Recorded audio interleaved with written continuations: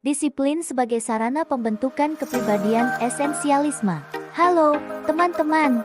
Selamat datang kembali di video kali ini. Pernah nggak sih kalian bertanya-tanya, ada apa sebenarnya dengan disiplin? Dan pernahkah kalian merasakan dampak luar biasa dari disiplin dalam hidup? Banyak yang mungkin berpikir, kenapa ya dampaknya bisa begitu besar? Padahal kelihatannya cuma serangkaian tindakan kecil saja. Pernah gak kalian ngerasain dampak dari disiplin? Ada yang tahu kenapa sih dampaknya besar banget padahal kan itu cuma serangkaian hal kecil aja? Sebenarnya, disiplin adalah kebiasaan untuk mengatur diri, menepati komitmen, dan konsisten dengan tanggung jawab. Ini bukan tentang rasa takut akan hukuman, tapi lebih kepada sebuah kebiasaan yang sudah menjadi bagian dari diri kita. Lalu, dari mana kita bisa mulai menemukan disiplin? Jawabannya ada pada pendidikan, baik yang kita dapatkan dari orang tua, guru, maupun media lainnya.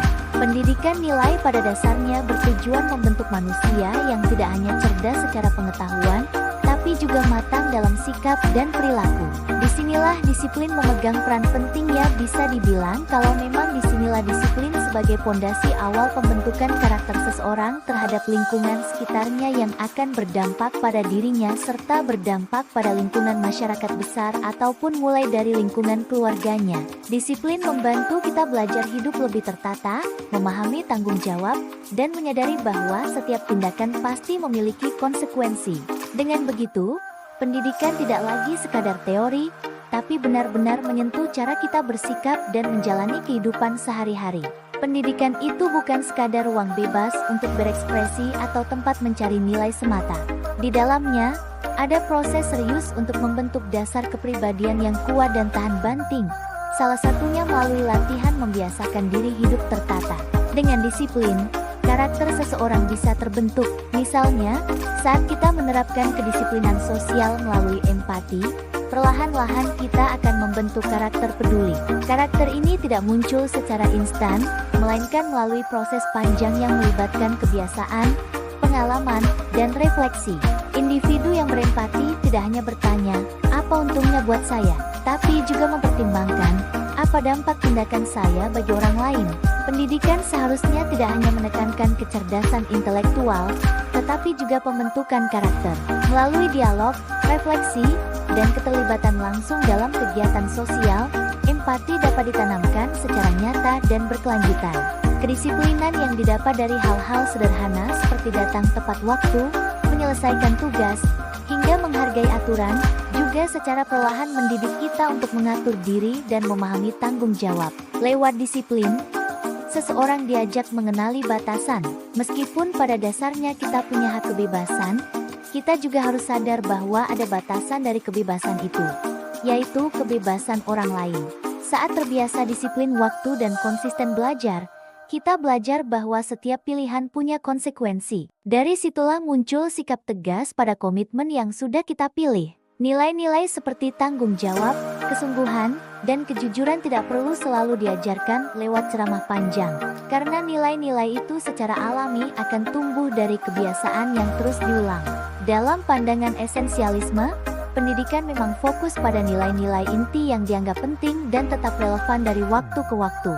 Ketika seseorang terbiasa disiplin, ia belajar bertahan dalam proses, tidak mudah menyerah, dan tidak selalu menuruti keinginan sesaat. Salah satu tokoh sosiologi, Emil Durkheim, melihat disiplin sebagai alat pendidikan moral.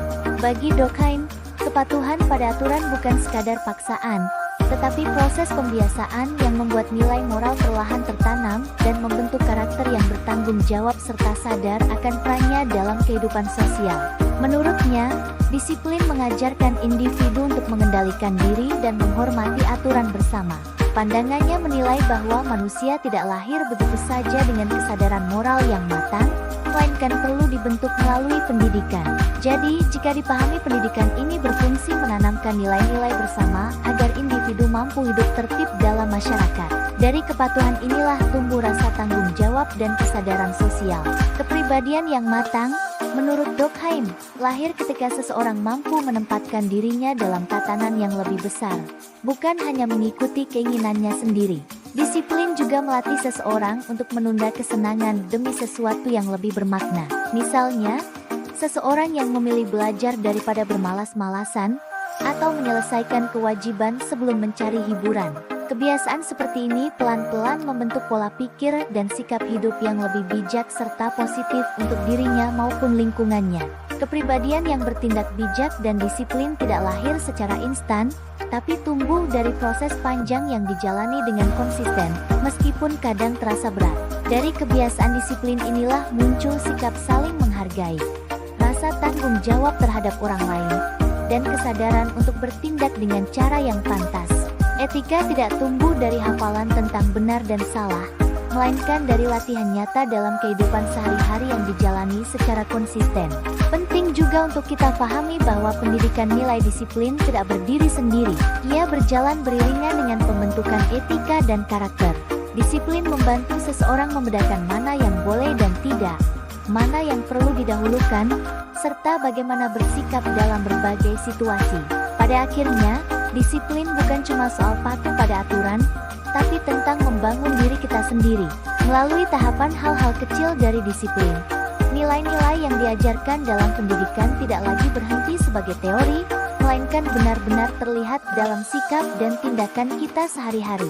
Inilah kenapa disiplin menjadi jembatan penting antara pendidikan dan kepribadian yang nyata. Bukan lewat kata-kata indah, tapi lewat kebiasaan kecil yang dilakukan terus-menerus. Oke guys, demikian materi yang bisa kami disampaikan. Semoga bisa bermanfaat untuk kalian semua dan bisa menambah pemahaman kita bersama. Semoga bermanfaat dan bisa memberikan perspektif baru buat kalian semua. Jangan lupa untuk like, comment, dan subscribe ya.